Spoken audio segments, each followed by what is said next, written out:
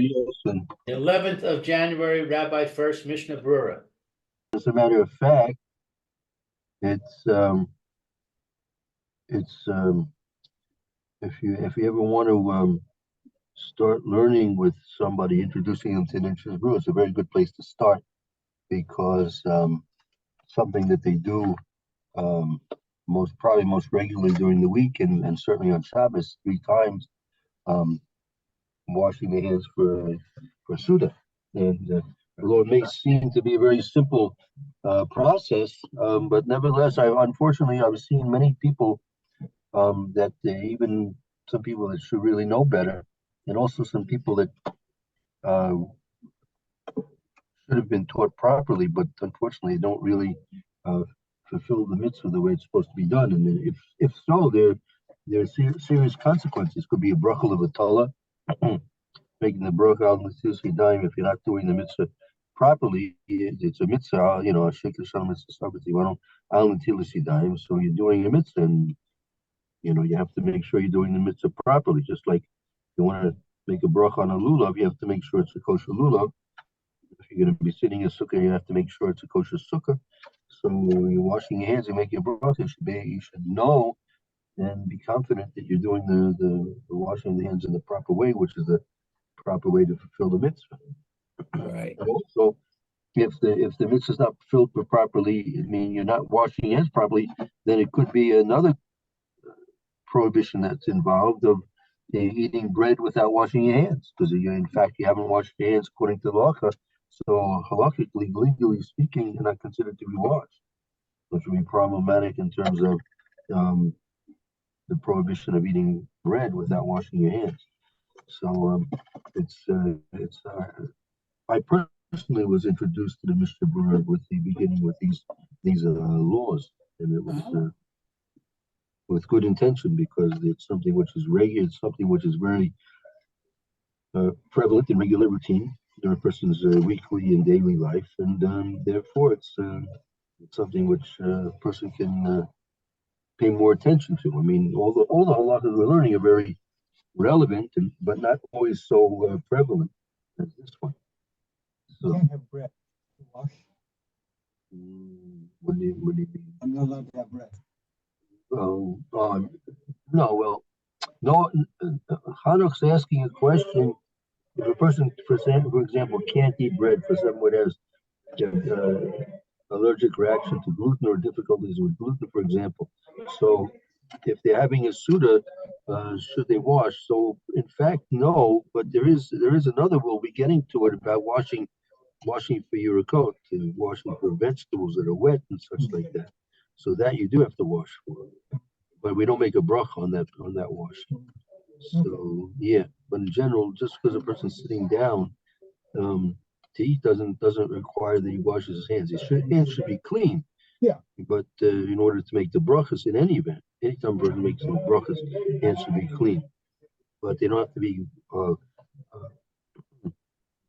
washed in the ritual fashion of using the cup and 3 times this way, 3 times that way, as we'll get to see all of that as we go along. Okay, let's begin with. I also have another suggestion for Hanuk, because my wife reacts to wheat. So years ago, she discovered using spelt, and she doesn't react to spelt. So you might try a different grain that you can say hamotzi over. Mm-hmm. Yeah, like oats, like the other grain. Yeah, right, exactly. Find the grain that could make bread out of a different grain. Correct. That's right. Even when a person's having mazonas, there's no need to wash your hands if a person's having mazonas. However, if a person's going to have an amount of mazonas which can be considered to be what we call kaviyas suda, then he should in fact wash. He could in many cases make kamotzi. Like let's say, for example, pizza. Many of the pizzas that you're eating are not exactly considered to be bread, although the dough of the pizza is very, very doughy. It's very bread-like.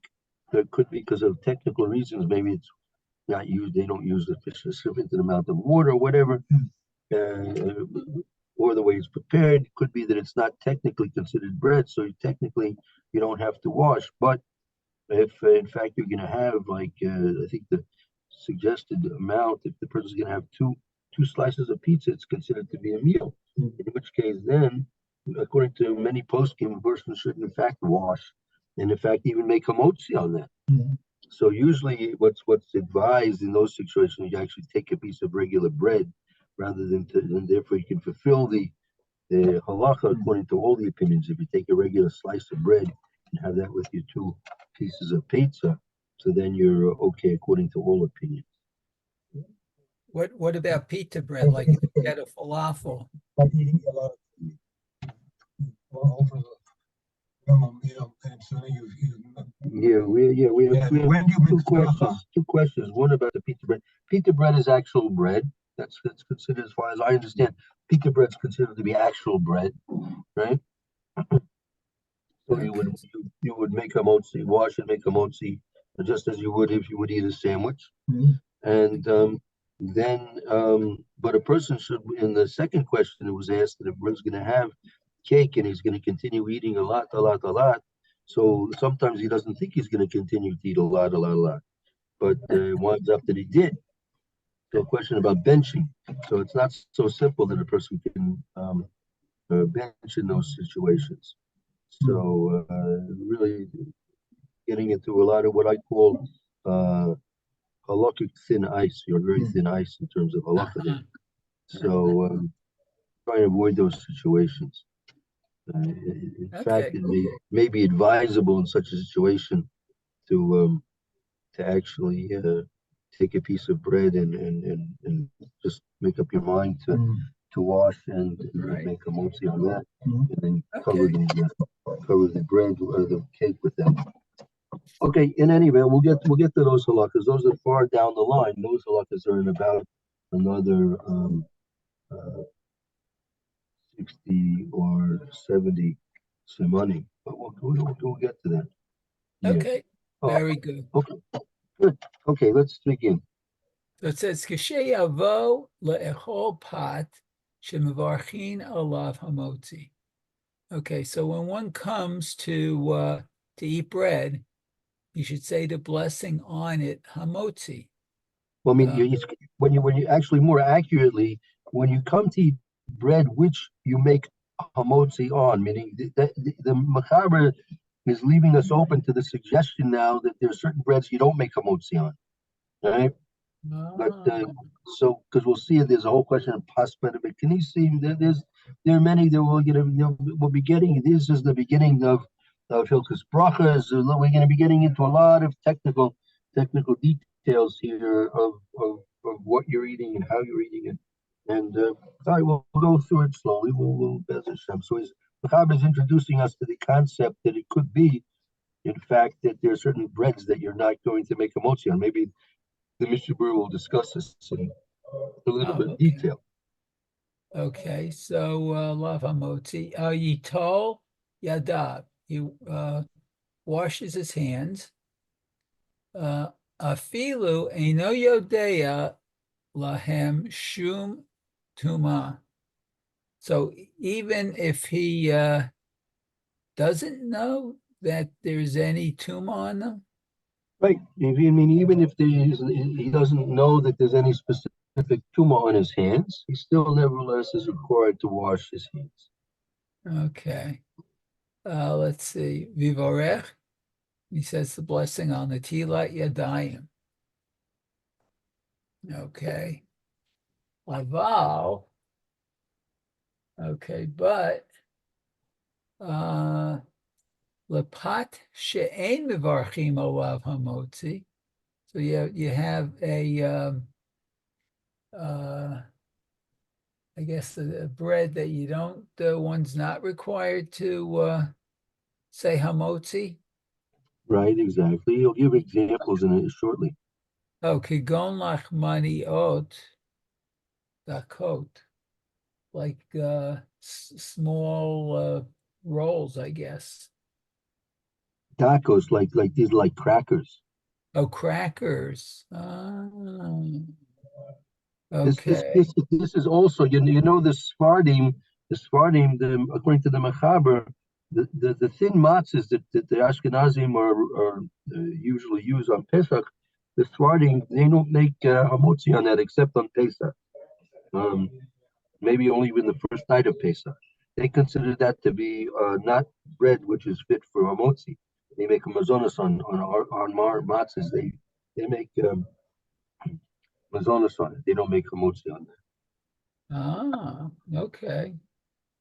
Let's see. Opat. Let's see. Habaa bechisanin. Pas haba and that's pas bread haba that has within it a filling. Breads with fillings, like we would call those things breakus and things like that, or a lot of different types of these things. We'll be getting into those halachas further on, but these are two examples of breads which you would not make hamotzi on. Oh, okay. Let's see. Ve'ino koveya suda lehem. So you don't make a meal over them. Ein sarich netilat yadayim.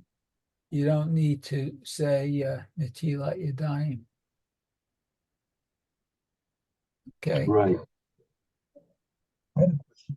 I've always wondered. We'll say it loud so I people. have a question which I've always wondered about. If you go in the bathroom before you're eating, do you wash twice or once? Well, we're getting to that. It depends. You should wash. One of the recommendations is you wash the first time just with. You don't use a cup. Mhm. Just clean your hands. Mhm. You make your bracha. Then you wash regularly with for motzi. Okay. Yeah. Thank you. Mm-hmm. So that's if you have dirty hands. Oh, Right. you're coming out of the bathroom Okay. and you wash your hands, and you can have a suda. So that Right. you wash twice or do you wash once? There'll be a Simon Shulchan will deal with that specifically, but in general, one of the recommended procedures is that the first washing you do rather, is a washing which is not halakhically valid for Netilas Yadayim.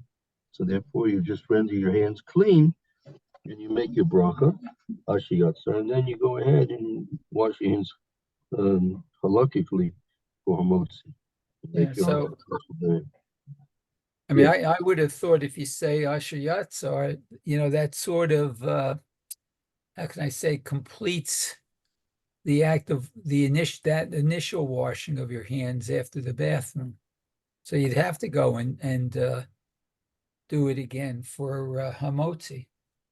Yeah, there is what you're mentioning now touches on the question that you need to have lechatchila, you need to have intention when you when you're washing for what you're washing for. Meaning that if a person is going to wash his hands, but he's not washing his hands for the sake of a motzi, like let's say a person is going to wash his hands for mincha time, and then he's gonna have a suda afterwards, right? So when he washed his hands for mincha, he wasn't washing for the necessity of washing for a motzi, right? So lichatchila, that washing is not going to help you in any way about the obligation of washing for a motzi. Oh, okay. Okay, so I guess we can do the Mishna Berura now. Right. Okay. So it says, Tam Takanat Netila Hu Mishnei Devarim. Okay, so the reason for the, I guess, enactment of the Netilat Yadayim comes from two things. Echad, Mipnei Serek Truma, V'hainu kevan diadayim askaniyot hein v'nogin b'chol davar. Okay, so one is because of what's separating truma? Sarach Tuma, that it means a connection with Truma. That Okay. That's right. We have the enactment of the washing of the hands for basically two reasons. One is Sarach Tuma, that it's connected with Truma. So that what, as Mr. Berura explains. Okay. V'hainu kevan diadayim askaniyot hein v'nohagim b'chol davar.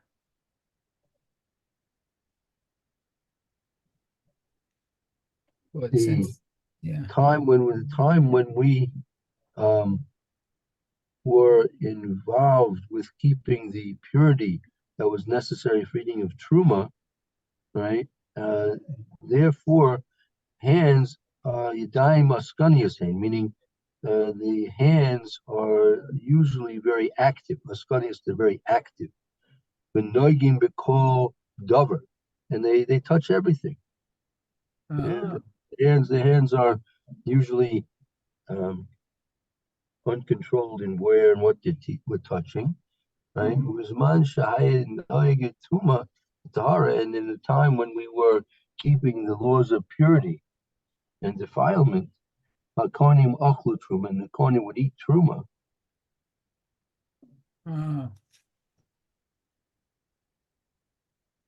Okay. What's that? That the time when we were keeping the laws of purity and defilement, and the Kohanim would eat Truma, right? They'd have to wash their hands, meaning that would be a real reason why they'd have to have their hands purified. The Kohanim would need to be eating Truma, and they had to eat their hands in the purity of having washed them previously. Oh, okay. Okay, so yeah, I just said that there's a Gemara in the Friga. This is at the time of the Gemara, people who were keeping laws of purity could actually feel people who weren't. So yeah, you would avoid even touching them. You walk down the street and you could feel that the person walking towards you was not pure. Oh.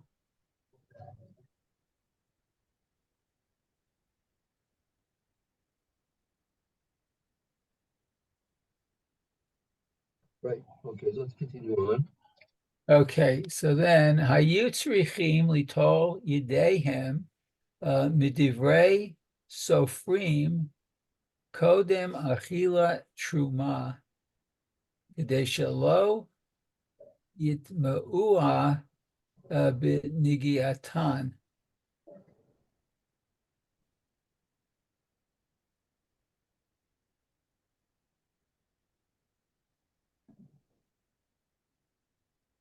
So the Kohanim would be eating their truma, and they would be required to wash their hands midurabanim, midivrei sofrim, before they would eat truma. Kadei shelo yitmu b'nigiasan. They would not metame the truma through their touching it with their hands. Oh. Okay. Very good. Let's see. Okay, Benigi Atan Kidei Ashayit Nu and Oshayiyu Rigilin HaKohanim Bazeh. So what, this was a normal procedure? Right. Well, they made it's medivrei sofrim that they had to wash their hands, right? That they shouldn't touch the truma with hands which were tamei, impure. And in order that the Kohanim be rugel b'zeh, in order that the Kohanim should be routinely involved with doing this, Gozru Gamkein. Okay, Gazru Gamkein, I'll call Ish Yisrael Ochel Pat She'asur Lechol Ad sheito yadav. Right. So, So since we wanted the Kohanim to be habitually careful to wash their hands before they read Truma, so therefore, in order to help them do this, he wanted to have another decree that on each Jew, before he would eat even in Israel, even if he would eat his regular meal of Pas, he should also wash his hands. So now that we've established the washing of the hands as being a common practice among the Jews, we can rest assured that the Kohanim would also be doing it when it came time for them to eat their truma. oh, okay. That's interesting. Okay, good. The עכשיו שאין הכהנים אוכלים תרומה מפני הטומאה, לא בטלה תקנה זו. Oh, okay. So basically, even though the Kohanim don't do this anymore, eat truma, they didn't nullify this takana. Right, exactly. Wow. Okay. Kadesha Yehiyu Regilim B'nai Yisrael Kashe Yibaneh Beit HaMikdash B'mehera B'yameinu Le'echol B'tahara. Oh, that's real interesting. Right. We're ever hopeful that the base of English will be rebuilt quickly in our days. So therefore, we didn't want it to have to come as a surprise to the Kohanim that they'd have to start washing their hands for eating truma again. So therefore, we're keeping it up now, even though it's not relevant to us. But we're hopeful as the day will come soon that the base of Israel will be rebuilt, and then we're keeping all these laws again. And then in order to help the Kohanim remember and be prepared and ready for that great day to come, we wash our hands regularly up until this very day. Oh, okay. Very good. Let's see. Vitama Tuganitio.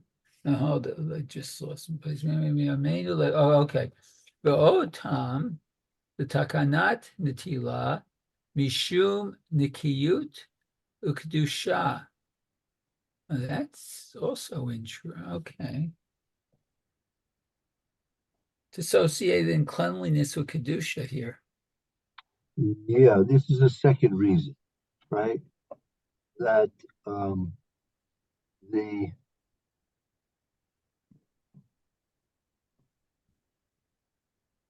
hands should be clean, and there should be kedusha. Therefore, what's the connection between the kiyas and kedusha? That's not exactly exactly explained, but kedusha basically is um, as commonly translated in English as like sanctity, holiness, right? So what the more essential understanding of the word of kedusha is that it's something separate and apart, not mundane. And so we want when we're eating, right? We don't want our eating to be a mundane activity. We want it to be a activity of kedusha, right? So first, washing the hands, they should be clean. Secondly, they should be whole, holy and sanctified. Our most very basic animalistic behavior should be sanctified and brought into the realm of spiritual activity rather than simply the realm of physical necessity. Okay, so let's see. Gemara. Okay, so this is in the Gemara Brachot, Anud Gimel, Akra, the Vahikdakshtem, Vitem Kedoshim. Okay, so you can look it up in Brachot.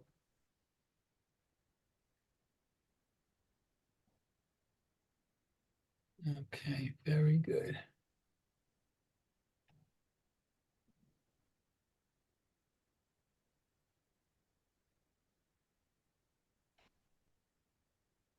Okay, let's continue on. Well, that brings us to our time. Oh, we reached the Unfortunately. time. Wow, went fast. Okay, very good. So we concluded Sifkat and Aleph. Okay, good. So we'll pick up with Sifkat and base tomorrow. Very good. Thank you, man. Beautiful. Very Perfect. good. Shkoyek, thank you for helping me. Okay, very good. Hope to see you. If not tomorrow, we'll see you on Yom Rishon. Mr. Shem, again, have a good Chodesh. First Chodesh Shvat. Jewish Shvat is in 2 weeks. And Mr. Shem, see you all, not tomorrow on Yom